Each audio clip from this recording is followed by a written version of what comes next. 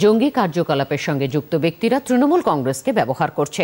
পশ্চিমবঙ্গ জঙ্গিদের নিরাপদ আশ্রয়স্থল হয়ে উঠেছে অভিযোগ কেন্দ্রীয় প্রতিমন্ত্রী ডক্টর সুকান্ত মজুমদারের। ভারতবর্ষের ইন্টারনাল সিকিউরিটির জন্য পশ্চিমবঙ্গ মমতা বন্দ্যোপাধ্যায়ের নেতৃত্বে পশ্চিমবঙ্গের প্রশাসন বাংলাকে ব্যবহৃত হতে দিচ্ছে এবং এর পিছনে ট্যাসিড আন্ডারস্ট্যান্ডিং আছে।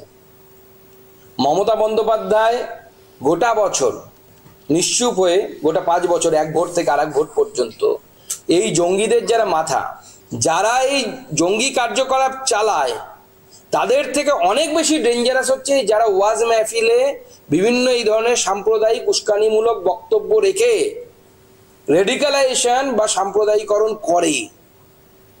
এই গ্রুপকে মমতা বন্দ্যোপাধ্যায় এবং তার দলের নেতারা পেট্রোনেজ দেন 5 বছর থেকে আরেক 5 বছর পর্যন্ত, প্রত্যেক জেলায় জেলায় আছে। এই যে ট্যাসিড আন্ডারস্ট্যান্ডিং, টেবিলের তলে নেনা দেনার যে চক্র মমতা বন্দ্যোপাধ্যায়ের সাথে মুসলিম উগ্রপন্থী মানসিকতার কিছু মানুষের, সেটা বাংলার মানুষ যত তাড়াতাড়ি ধরতে পারবেন, বাংলার হিন্দুদের জন্য, বাংলার সত্যিকারের সেকুলার লোকেদের জন্য, তার মধ্যে মুসলিমরাও আছেন, কিছু শিক্ষিত মুসলিম সমাজের একটা অংশ আছে বলে আমি বিশ্বাস করি, তাদের সকলের পক্ষে মঙ্গল।